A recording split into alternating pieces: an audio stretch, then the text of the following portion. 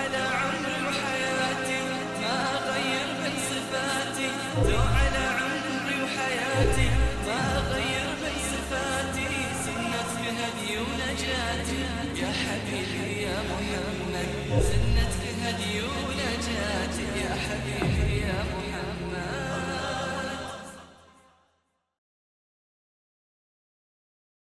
الحمد لله والصلاة والسلام على رسول الله وعلى آله وصحابته ومن والاه. Amma ba'd. On commence aujourd'hui avec le début de la série concernant la famille dans l'islam. Et on a choisi comme modèle la famille du prophète sallallahu alayhi wa sallam. Le prophète au sein de sa famille, le prophète au sein de ses épouses. Et bien sûr, on ne peut pas se permettre de commencer la série des épouses du prophète alayhi salam sans commencer avec Khadija, fille de Khuwaylid. Mais avant cela, j'aimerais bien une petite introduction. Cette introduction consiste à expliquer une règle que les musulmans doivent en faire une conviction, que tous les musulmans et musulmanes doivent veiller sur cette règle, parce qu'il résume la réalité de notre existence comme communauté musulmane. Allah subhanahu wa ta'ala, quand il dit « On a fait de vous la meilleure communauté qu'on a fait sortir aux gens », il faut bien méditer. Qu'est-ce que cela veut dire? On a fait sortir pour les gens. Et vous savez, les gens, c'est les gens dans leur totalité. C'est-à-dire les gens, que ce soit à l'est ou à l'ouest, au nord ou au sud. C'est les terriens, l'être humain. C'est ça les gens. Donc on est une communauté normalement qui doit susciter curiosité et qui doit être observée par les autres. Pourquoi? Parce que c'est une communauté qui doit donner un modèle, la meilleure communauté. Et cette meilleure communauté, quand elle va donner un modèle, ce n'est pas seulement en disant La ilaha illallah, Muhammadur Rasulullah, mais plutôt quand on dit La ilaha illallah, Muhammad Rasulullah, répondre les principes et vivre le contenu de ces deux attestations. Ces deux attestations, il en découle plein de choses. Mais ces plein de choses se résument dans le modèle. Il en découle que cette communauté, normalement, elle doit dégager le modèle que les autres communautés doivent regarder et doivent suivre et qui les interpelle. Aujourd'hui, dans la vie, il y a des modèles. Il n'y a pas quelque chose qui avance dans la vie sans modèle. Quand on parle, par exemple, de la démocratie, l'Occident est un modèle. Modèle bon ou mauvais, c'est une autre chose, mais c'est un modèle. Et quand on parle qu'on est des gens de bien, il faut que ce bien se manifeste, il se dégage. Il faut que ça devienne un modèle qui suscite curiosité, qui suscite intérêt et surtout qui suscite sécurité et apaisement. Et quand on parle du couple, aujourd'hui, les couples déclarent faillite. Je vous ai dit le pourcentage, le taux de divorce aujourd'hui en Occident, il dépasse les 70%. Et chez les musulmans, il commence à grimper. Parce que l'Occident est un modèle que certains musulmans, ils ont pris, sûrement, ils vont arriver à 75% comme eux. Parce qu'ils l'ont pris comme modèle. La stabilité de la famille, c'est les musulmans qui doivent donner le modèle. Alors pourquoi aujourd'hui la famille n'est pas stable? Pourquoi aujourd'hui les couples ne sont pas stables? Qu'est-ce qui se passe? Il y a à chaque chose des causes. L'échec a ses causes, la réussite a ses raisons. Il ne faut pas croire que le divorce, il n'a pas de cause. Et le succès, il n'a pas de raison à être. Chaque chose a ses causes et chaque chose a ses raisons. Alors quand on voit le couple du prophète sallallahu alayhi wa sallam wa ala alihi wa sahbihi, qui est un modèle, on prend le premier couple, Khadija, et le prophète alayhi sallam radiyallahu anha qu'Allah l'agrée. Alors il faut poser la question, comment ça se fait que cette femme-là de 40 ans, et retenez bien cela, 40 ans, déjà mariée 2 fois, divorcée, veuve 2 fois de suite, mariée la première fois, veuve, deuxième fois, veuve. Allah lui a donné 2 filles, Hind et Hala. Arrivé à un certain moment, elle a rejeté le mariage et ne veut plus se marier. Elle était aisée, elle était riche, elle était noble, elle vient d'une famille de nobles, des Qurayshites. Elle a tous les atouts d'être une femme que les hommes veulent se marier avec. Mais elle a rejeté. On dirait qu'Allah subhanahu wa ta'ala la prépare à son serviteur Mohammed sallallahu alayhi wa sallam. Il la laisse pour lui. Pourtant, c'est 40 ans. Personne n'aurait pu imaginer, parmi les Qurayshites à l'époque, que cette femme-là va être l'épouse de Mohammed sallallahu alayhi wa sallam. Personne. Il a 40 ans et Mohammed, il a sallallahu alayhi wa sallam, combien? 25 ans. Et elle est plus âgée que lui de 15 ans. Mais qu'est-ce qui s'est passé? Allah, quand il veut des choses, ça rentre dans le destin et dans le décret, il prépare les causes. Les causes, c'est que son jeune garçon qui travaille pour elle, c'est un esclave chez elle, à l'époque de l'esclavage. Il a entendu parler parce que Khadija, c'est une femme, ce n'est pas elle qui s'occupe de son commerce. Chaque fois qu'il y a une transaction à faire, elle choisit un agent commercial entre elle et les autres. C'est lui qui fait les affaires. Alors un jour, son serviteur vient la voir, il s'appelle Maïsara. Il lui dit, Mohammed, c'est quelqu'un de noble, quelqu'un de véridique, quelqu'un d'honnête. Alors qu'est-ce que tu penses si on le charge de tes affaires commerciales? Il va commencer à être chargé commercial des affaires de Khadija. Il va lui donner la charge de son business, de son commerce. Maïsara, il a fait un voyage avec le prophète alayhi salatu salam, et de retour, et depuis son retour, n'a pas cessé de vanter et de citer les mérites de notre prophète alayhi salatu salam. Et tout ça, je vous parle dans une phase où il n'y a pas encore prophétie. Notre prophète alayhi salatu salam n'a que 25 ans. Voilà qu'est-ce qu'il est dans son commerce, dans sa parole, comment il traite les gens. Je n'ai jamais vu quelqu'un comme lui. Khadija s'est attachée. Et ça a suscité de l'intérêt auprès d'elle, cette personnalité de notre prophète. Mais malheureusement, elle sait une chose. Il a 40 ans et il a 25 ans. C'est presque inimaginable qu'il va se marier avec elle. Il est jeune. Alors, il s'est confié à une de ses copines, de ses amies, qui s'appelle Nufaysa. Il lui a dit, voilà ce que Maïsara m'a raconté sur Mohammed, sallallahu alayhi wa sallam. Alors l'autre, une femme, elle comprend, les femmes se comprennent entre elles. Alors il a vu, lui a dit, on dirait que tu es intéressé. Il lui a dit, oui, mais j'ai 40 ans. Il lui a dit, ça, ce n'est pas ton problème, c'est à moi de m'en occuper. C'est-à-dire, sous-entendu, donne-moi ton feu vert, je vais lui parler et je peux arranger un mariage entre vous deux. Ce n'est pas haram, hein? Ce que je vous dis, ce n'est pas haram. Ce qui est haram, c'est ce qui se passe aujourd'hui. Ce qu'elle a fait nous fait ça, ce n'est pas haram. Ce qui se passe aujourd'hui, comment les musulmans et les musulmanes se connectent et établissent des relations, ça c'est à remettre en question, parce qu'il y en a qui vont dire, qu'est-ce que c'est que cette méthode? Nous fait ça, va aller chez Mohammed et Mohammed. Non, c'est une méthode claire. C'est une méthode honnête. Effectivement, il est parti voir le prophète alayhi salatu salam. Il lui a dit, Mohammed, t'es un jeune, t'es sage, t'es masha'Allah, honnête. Il lui a cité ses qualités. Et pourquoi tu ne te maries pas? Il lui a dit, qui cette femme-là qui va m'accepter, étant donné que je n'ai pas le potentiel de maintenir un foyer? Là, on fait pause. Le prophète, alayhi salam, il est conscient du rôle d'un homme. Et malheureusement, un homme, c'est à lui de prendre en charge son épouse. Qui est cette femme-là qui va m'accepter? Je n'ai pas les moyens de maintenir, de subvenir aux besoins d'une épouse. Je n'ai pas les moyens. C'est vrai qu'il entretient le commerce de Khadija, mais le prophète, alayhi salam, il avait à sa charge Ali radiyallahu ta'ala anhu. Et il était d'une famille, c'est vrai, noble, modeste, mais ils n'avaient pas les moyens pour subvenir aux besoins d'une épouse. Et tout ce que ça soulève. Aujourd'hui, si maintenant certains musulmans se limitent au prophète sallallahu alayhi wa sallam avant qu'il soit prophète, ils auront honte. Alors s'ils se réfèrent au prophète sallallahu alayhi wa sallam après sa prophétie, ils ne méritent pas d'exister. Je le dis. Certains musulmans aujourd'hui n'hésitent pas à dire à la femme, va chercher du pain. Tu veux manger, tu n'as qu'à le chercher. Certains musulmans passent leur journée à dormir et madame doit sortir travailler. Certains musulmans, ils mettent la main sur l'argent de la femme, ils lui disent c'est moi le boss, il fait le boss que pour l'argent. C'est beau ça, c'est facile. faire le boss qui gère, mais faire le boss qui ramène et qui travaille avec sa sueur et qui honore sa famille, ses enfants, ça c'est difficile pour lui.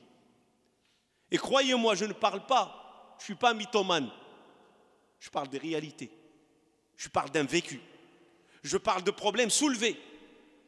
Et certaines épouses aujourd'hui n'hésitent pas à le dire, que nos époux ne sont pas à la hauteur de subvenir à nos besoins. Et que nos époux, il lui dit, tu veux le fromage, tu vas l'acheter. Il va l'acheter d'où? Tu lui demandes quoi là? Tu veux ceci, va la chercher. Et quand elle sort, déjà il mérite la moitié, il perd la moitié de son côté homme. Et quand elle ramène le chèque, il lui dit, pose le chèque ici, c'est moi le chef, c'est moi le boss. Et il n'hésitera pas à citer le verset Rijal Qawwamuna ala Nisa. Il n'hésitera pas. C'est comme ça que l'islam il a dit. Non, ce n'est pas ça ce qu'il a l'islam il a dit. C'est pas comme ça. C'est faux. Archi faux. Archi faux. L'homme est un directeur par rapport à la femme quand il subvient à ses besoins et quand c'est lui qui la prend à charge. Bima anfaqu min amwalihim. Avec ce qu'il dépense. Et c'est ce que le prophète il a dit. Il a dit, je n'ai pas les moyens. Donc ça ne sert à rien que tu me parles du mariage, sous-entendu. Alors Nufaysa lui répond, et si je te trouve une femme riche, noble, mûre, et machallah, toutes les qualités. Il lui a dit, c'est qui? Il lui a dit, Khadija. Il lui a dit, c'est pas une femme à repousser. La réponse du prophète sallallahu alayhi wa sallam, Khadija, ce n'est pas une femme à désagréer. Khadija, ce n'est pas une femme à désapprouver. Khadija, c'est une femme que tous les hommes aimeraient bien l'avoir comme épouse. Et d'ailleurs, beaucoup de nobles, comme je vous ai dit, des Qurayshites, ils ont demandé la main de Khadija et il les a rejetés. Mais là, regardez la situation. Qu'est-ce qui l'a poussé à changer? Khadija, celle qui rejette les hommes, elle ne veut pas se remarier. Et les veuves de voix, il veut s'occuper de ses deux filles et son commerce. Quand elle a vu l'intérêt, vous savez qu'est-ce qu'il cherche la femme pour qu'elle puisse changer de position par rapport au mariage? La confiance.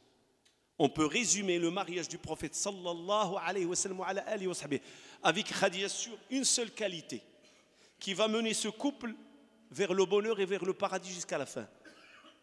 La confiance, at-thiqa. La relation sans départ, c'est un départ de confiance. Et vous voulez savoir c'est quoi la confiance? Demandez aux commerçants qui ont fait du business et des affaires avec les uns et les autres. Tu lui dis, dis-moi à laquelle personne je peux faire confiance, il va te dire, lui, c'est quelqu'un de confiance. Comment ça de confiance? Pas un centime. Il ne te volera pas un centime. Et l'autre, ah non, non, non, fais attention, c'est un arnaqueur. À l'autre, ah, il est mou. Les commerçants, ce sont eux qui connaissent la nature des gens, surtout dans l'argent. Et d'ailleurs, quand Omar il a voulu déléguer une tâche politique à quelqu'un, il leur a dit, qui le connaît? Quelqu'un l'a dit, moi je le connais. Il lui a dit, peut-être tu l'as vu prier dans la mosquée, tu prétends le connaître. Il lui a dit oui. Non, il lui a dit, tu ne le connais pas. Tu veux connaître quelqu'un? Est-ce que tu as voyagé avec lui? Est-ce que tu as fait du commerce avec lui? Est-ce qu'il t'a prêté? Tu lui as emprunté? C'est ça, connaître quelqu'un. Et Khadija, elle sait c'est qui Mohammed sallallahu alayhi wa sallam. Et c'est pour ça qu'il a changé sa façon de penser vis-à-vis le mariage. Il aurait aimé se marier avec cet homme-là. Comme ça, il va prendre charge de son commerce, il prendra charge de ses enfants. Et c'est un homme de confiance. Effectivement, cette confiance va accompagner le couple. Faisons un petit saut. La révélation arrive. Le couple s'est marié. Cette femme-là, elle a donné 7 enfants au prophète sallallahu alayhi wa sallam. 7 enfants. Et si vous voulez savoir la qualité de cette femme, demandez aux épouses du prophète alayhi sallam. Une épouse, elle est jalouse envers l'autre. Chacune aimerait occuper la meilleure place dans le cœur de son mari. Chaque femme de nos mères des croyants, elle aurait aimé conquérir le cœur du prophète et qu'elle soit la meilleure. Et nous tous, on sait que parmi les épouses du prophète sallallahu alayhi wa sallam, qu'ils étaient ensemble à un certain moment, c'est qui la meilleure et c'est qui la bien-aimée? Aïcha, la plus jeune et celle qu'il a préférée à toutes les femmes. Mais une fois Aïcha, il a prononcé un mot. Et elle-même, il le dit et le témoigne. Je n'ai jamais été jalouse d'une épouse du prophète sallallahu alayhi wa sallam, sauf de Khadija. Tellement qu'il la cite bien et tellement qu'il traite bien sa famille et ses copines. Après l'émigration, il leur égorge un mouton ou une brebis et ils partagent la viande entre eux. Il dit c'est les amis de Khadija. Je n'ai jamais été jalouse d'une femme comme je l'étais sur Khadija. Cette femme-là, il a donné 7 enfants au prophète alayhi salam. Il lui a donné 3 garçons et 4 filles. Al-Qasim, Al-Tayyib, Al-Tahir. 3 garçons. Ils sont tous morts avant sa mort, sallallahu alayhi wa sallam. Ils sont morts à bas âge. Puis il lui a donné 4 filles. Il lui a donné Ruqayya, Kaltoum, Zaynab. Et la dernière qui est morte après le prophète alayhi salam, c'est Fatima. 6 mois après la mort du prophète alayhi salam, radiyallahu anha, elle est morte. Voilà, ça c'est Khadija. Khadija, quand il va recevoir la révélation, il est venu la voir, couvre-moi, couvre-moi, il tremblait, alayhi salatu wassalam. Il lui a dit qu'est-ce que tu as, il lui a raconté, une fois qu'il s'est calmé, il lui a raconté qu'est-ce qui s'est passé dans la grotte de Hira. Voilà qu'est-ce qui est arrivé. Et j'ai peur. Le prophète, il le témoigne parce qu'il est les récits. J'ai peur. J'ai peur que ça soit de la sorcellerie. J'ai peur que ça soit un djinn. J'ai peur. J'ai peur. C'est quelque chose que je n'ai pas habitude. Je ne sais pas qu'est-ce qui m'arrive. Voilà. Quelque chose qui s'est manifesté. Voilà ce qu'il m'a dit. Il m'a pris 3 fois. Puis il m'a relâché. Il m'a dit Iqra bismi rabbika alladhi khalaq. Et Khadija lui répond pour le consoler. Et pour lui donner confiance en lui. Et pour qu'il reste ferme dans sa position. Et dans ce qu'il a vu. Que c'est vraiment quelque chose de bien. Une femme qui arrive à jurer, il lui dit par Allah, Allah ne t'infligera aucun mal, ce n'est que du bien qui t'arrive. Et il cite 6 qualités. 6 qualités qu'aujourd'hui, nous musulmans, on a besoin de réviser. 6 qualités qui lui permettent de dire et de témoigner, quelqu'un comme toi, il ne lui arrivera aucun mal. Ça ne peut être qu'un bien ce qui est arrivé. La première des qualités, quand tu parles, tu dis vrai. Voilà la première des choses. Vous savez, maintenant, si un époux, il a l'habitude de mentir, un jour, il va parler à son fils ou à sa fille. La première qui va le contredire, c'est l'épouse. Il lui dit, arrête de dire n'importe quoi aux enfants. Toi, tu es le premier à mentir. Elle va le lui claquer sur la face. Non, regardez, qu'est-ce qu'il a dit Khadija. Quand tu parles, tu dis vrai. La première des qualités. C'est-à-dire, jamais le prophète alayhi salam n'a connu le mensonge. Deuxième qualité, établir les liens de famille, de parenté. Il lui a témoigné aujourd'hui, croyez-moi, certains couples, ils ont un problème. Parce qu'aujourd'hui, le mariage, chez certains musulmans, veut dire rupture des liens de famille. Rupture. Ouldi, tu te maries avec telle famille, tu n'es plus mon fils. Ma fille, tu acceptes le mariage avec telle famille, tu n'es plus ma fille. On ne cherche qu'à couper le ciseau de la censure familiale. C'est ce qui se passe aujourd'hui, au sein de beaucoup. Regardez ce qui lui est témoin. Quelqu'un qui a ces qualités ne peut pas être atteint par le mal. Alors aujourd'hui, si nous, on est atteint par le mal, regardons ces qualités, est-ce qu'on les possède ou non? Ce sont des qualités qui renforcent la relation entre nous et Allah subhanahu wa ta'ala. Ce sont des qualités qui nous protègent. Les liens de famille, ça protège. Ça protège la santé, ça protège la famille, ça protège la richesse, ça protège les biens. Et ça, beaucoup de musulmans l'ignorent. Jusqu'au point qu'il y en a certains hommes, quand ils veulent faire le bien à leur famille, ils le font en cachette. Pourquoi tu le fais en cachette? Il te dit, Wallah, si je montre à ma femme que j'ai fait un virement de 50 € ou de 20 €, elle va me faire subir l'enfer à la maison. Pourquoi tu as fait cela? C'est l'argent de tes enfants? Non, c'est l'argent de sa sueur. C'est l'argent qui va renforcer la famille, qui va consolider la famille. C'est l'argent qui va protéger le couple et qui va protéger les enfants. L'aumône, c'est ça son rôle. Et d'ailleurs, les 6 qualités qu'elle va témoigner, ce sont tous des qualités dans lesquelles l'argent s'investit. Plutôt, l'argent s'investit. Donc, tu établis les liens familiaux. Donc, tu dis vrai. Quand tu parles, tu établis les liens familiaux. Tu aides celui qui est dans la détresse. Vous savez, les aléas de la vie, il y en a toujours. Le prophète, c'était quelqu'un, quand quelqu'un il a un problème, souci de circonstances, il était là pour l'aider. Il était là pour l'aider à surmonter la crise, à surmonter les difficultés, à sortir de cette situation délicate et difficile. Tu étais quelqu'un de généreux et d'hospitalité. Quand tu reçois les invités, tu les traites bien. Et vous savez, la règle chez les invités, c'est quoi? Quand un invité, on le reçoit, il part avec les péchés des gens de la maison et il vient avec son subsistant. Jamais un invité ne vient les mains vides.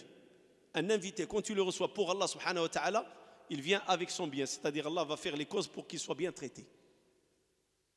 était quelqu'un qui aide le faible, celui qui est faible.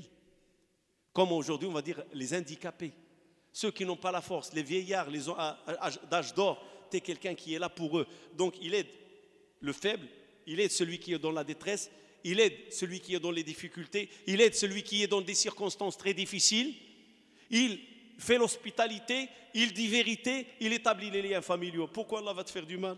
Tu as toutes ces qualités? Non, ce qui t'arrive, ce ne peut qu'un bien. Effectivement, il le ramène chez son cousin, Waraq ibn Nawfal, qui va lui confirmer ce qu'il a reçu, c'est la grande révélation qu'a reçue Moussa.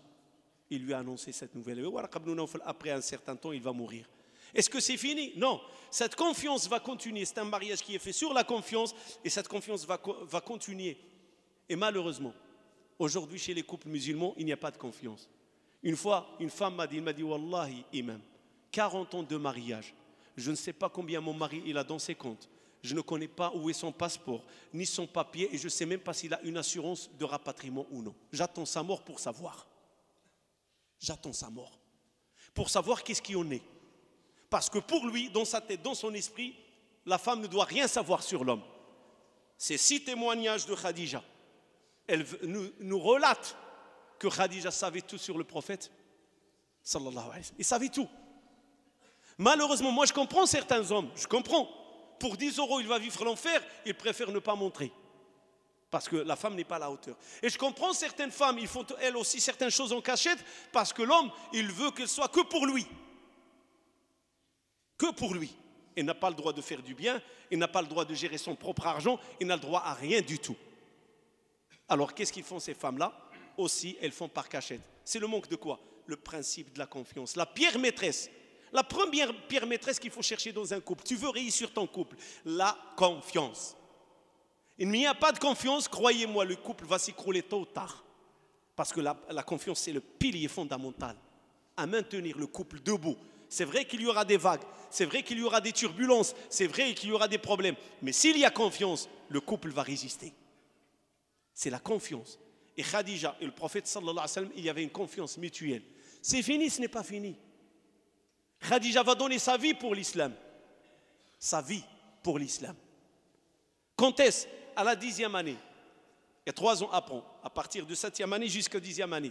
Les Qurayshites polythéistes, ils vont appliquer ce qu'on appelle l'embargo économique, ce qu'on connaît aujourd'hui. Ils vont l'appliquer contre le prophète alayhi salatu salam et contre les croyants, les compagnons. Ils vont les retirer dans une zone qu'on appelle Shi'b, Bani Hashim. C'est comme un camp de concentration. Ils les ont retirés. Khadija, il aurait pu choisir rester chez elle et vivre sa vie. Parce qu'elle était riche, elle faisait partie des Qurayshites. Non. Il a voulu partager les mêmes difficultés que son mari.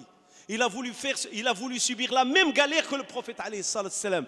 Si le ventre du prophète il est plein, son ventre il va être plein. Si le ventre il est creux, son ventre aussi va être creux. S'il souffre, il souffrira avec lui. C'est ce qu'il a décidé de partager avec lui. Vivre les mêmes douleurs et la même souffrance pendant 3 ans. Et ce n'est pas seulement cela. Elle va investir son argent, sa richesse. Elle va passer des messages en discrétion. Elle va faire en sorte que du manger et de la nourriture rentre en cachette dans le camp. En cachette. Elle va dépenser de l'argent. Elle va parler à sa famille, ramenez-moi. Et la ration rentre, mais en cachette, en discrétion. Elle va maigrir. Elle va tomber malade. Elle va subir. Et à la sortie, l'embargo va être cassé à la 10e année, après la révélation. Et en sortant de cet embargo, elle est sortie affaiblie. Esquintée. Elle va mourir, elle avait 65 ans. Elle a tout dépensé pour le prophète alayhi salam. Elle a tout dépensé pour l'islam et les compagnons. Ça c'est Khadija. Mais pourquoi tout cela? C'est la confiance. Quand il y a la confiance, tout sacrifice est vraiment aisé, facile. Quand il y a la confiance, on n'hésite pas à donner. On n'hésite pas à sacrifier. On n'hésite pas à soutenir. Mais il faut qu'il y ait la confiance. Alors la première leçon à tirer dans cette série, la confiance dans le couple. Confiance dans le couple, couple succès, bonheur garanti. Pas de confiance, pas de bonheur, c'est la galère. Tout est soupçonné. Aujourd'hui, des sœurs se plaignent, le mari il rentre, il éteint son portable. Elle veut vérifier, pourquoi tu éteins ton portable? Les emails, le mari surveille la femme et la femme surveille le mari. Pourquoi? Manque de confiance. Il n'y a pas de confiance. Le mari, il agit bizarre. La femme agit bizarre. Et le doute s'installe. Et si le doute s'installe, croyez-moi, Satan se régale. Il se régale, il se frotte les mains. Il dit, ça y est, je les détiens. Je vais le mener vers le divorce. Eh oui. Alors faisons en sorte, parce que vous voulez réussir le couple, c'est ça. Les recettes sont là. La confiance. C'est qui Khadija? Qu'est-ce qu'il mérite auprès d'Allah? Je citerai un seul hadith. C'est suffisant. Et ça montre tout. Khadija, un jour, le prophète, il était dans la grotte. Et Jibril vient voir le prophète, alayhi salam. Il lui dit, Khadija, il arrive avec du manger. Khadija te ramène du manger. Tu lui passes le salam d'Allah et mon salam à moi, Jibril. Allah, subhanahu wa ta'ala, au-delà des 7 cieux, il envoie la révélation au prophète, sallallahu alayhi wa sallam, mais avant de donner la révélation, il lui dit, passe le salam à Khadija. Et annonce-lui la bonne nouvelle, le salam d'Allah et le salam de Jibril. Et annonce-lui la bonne nouvelle, qu'Allah lui a accordé une demeure dans le paradis. Vous savez de quoi il est fait de cette demeure? Elle est faite de ce qu'on appelle l'o-lo. L'o-lo, ce n'est pas le diamant, c'est des perles. Une grosse perle creusée. Et cette perle-là, c'est la loge de Khadija. Et dans cette loge, elle ne subira aucune difficulté et ne subira aucune contrainte. Aujourd'hui, les gens bâtissent leur demeure avec quoi? De la terre et de la pierre et du ciment et de l'eau. Khadija, sa demeure dans le paradis, c'est une grosse perle creusée à l'intérieur. C'est la demeure de Khadija. Inna Allah wa malaikatahu yusalluna 'alan nabi. Ya ayyuhalladhina amanu sallu 'alayhi wa sallimu taslima. Allahumma salli 'ala sayyidina Muhammad wa 'ala ali sayyidina Muhammad kama sallaita 'ala sayyidina Ibrahim wa 'ala ali sayyidina Ibrahim wa barik 'ala sayyidina Muhammad wa 'ala ali sayyidina Muhammad kama barakta 'ala sayyidina Ibrahim وعلى آل سيدنا إبراهيم في العالمين إنك حميد مجيد. اللهم اجعل جمعنا هذا جمعا مرحوما واجعل تفرقنا من بعده سالما من الشر معصوما ولا تجعل بيننا ولا منا شقيا ولا محروما. اللهم اغفر لنا فيه ذنوبنا وكفر عنا سيئاتنا واقض حوائجنا واستر عيوبنا ويمن كتابنا ويسر أمورنا. وإن توفيتنا ربنا توفنا مسلمين. اللهم إنا نسألك الجنة وما يقرب إليها من قول وعمل ونعوذ بك من النار وما يقرب إليها من قول وعمل. اللهم إنا نسألك من خير ما سألك منه نبيك ونستعيذ بك مما استعاذ منه نبيك نبي الرحمة سيدنا محمد صلى الله عليه وسلم. اللهم يا رحمن يا رحيم ارحم المسلمين والمسلمات المؤمنين والمؤمنات الأحياء منهم والأموات الآباء والأمهات الإخوان والأخوات الأبناء والبنات إنك سميع مجيب الدعوات. ربنا أوزعنا أن نشكر نعمتك التي أنعمت علينا وعلى والدينا وأن نعمل صالحا ترضاه وأدخلنا برحمتك في عبادك الصالحين واصلح لنا في ذريتنا. اللهم اصلح لنا في ذريتنا. اللهم اصلح لنا أزواجنا. اللهم اصلح لنا بيوتنا. اللهم اصلح لنا ديننا. اللهم اصلح لنا أجسامنا. اللهم اصلح لنا كل عضو في جسمنا. اللهم متعنا بالصحة والعافية. اللهم متعنا بالصحة والعافية. اللهم أعنا على ذكرك وشكرك وحسن عبادتك. اللهم إنا نسألك السلامة في الأبدان ونسألك السلامة في الأديان ونسألك السلامة في البيوت ونسألك السلامة في الزوجات ونسألك السلامة في الأولاد. اللهم إنا نسألك أن توفق بين أزواج المسلمين. اللهم إنا نسألك أن تنشر الثقة بين المسلمين والمسلمات. اللهم انشر الثقة بين المسلمين والمسلمات. اللهم وفقنا لما تحبه وترضاه. اللهم اصلح لنا ديننا الذي هو عصمة أمرنا واصلح لنا دنيانا التي فيها معاشنا واصلح لنا آخرتنا التي إليها معادنا. اللهم كن لنا عونا ونصيرا. اللهم كن لنا عونا ونصيرا. اللهم كن لنا عونا ونصيرا. اللهم إنا نسألك الهداية لأولادنا ذكورا وإناثا والصلاح لأزواجنا ولأنفسنا. اللهم ردنا ورد أولادنا وكل المسلمين إلى الدين ردا جميلا. اللهم ردنا إلى الدين ردا جميلا. اللهم انصر الإسلام والمسلمين وأذل الشرك والمشركين واعلي بفضلك راية الحق والدين وانصر اللهم عبادك المجاهدين في كل مكان يا أرحم الراحمين يا رب العالمين. دعاء لمريض بالشفاء فنقول اللهم رب الناس ذهب البأس اشف أنت الشافي لا شفاء إلا شفاءك شفاء لا يغادر سقما. ودعاء لأخ بالتيسير واللطف فلا معين له ولا ظهير إلا الله سبحانه وتعالى. فنسألك يا الله أن تكون له ظهيرا ومعينا وتلطف به وفي أحواله. وهناك شقاق بين زوج وزوجته ونحن نتكلم عن الحياة الزوجية فنسأل الله سبحانه وتعالى أن يوفق بينهما إلى الخير. اللهم اصلح قلبهما وألق المودة والمحبة بينهما. اللهم اسلق قلبهما والق المودة والمحبة بينهما. وفي الختام هناك فتاة ستعتنق الإسلام، وندعو كذلك لأخ لبنته صبرين وميليسا ولوالدته بالرحمة. فاللهم ارحم الجميع واصلح الجميع واهدي الجميع وحقق للمسلمين أغراضهم واحفظهم في بيوتهم وأموالهم. ونسألك الإخلاص في لا إله إلا الله. اللهم احينا على لا إله إلا الله، وأمتنا على لا إله إلا الله، واحشرنا على لا إله إلا الله، وأدخلنا الجنة ببركة وفضل لا إله إلا الله محمد رسول الله. سبحان ربك رب العزة عما يصفون، وسلام على المرسلين، والحمد لله رب العالمين.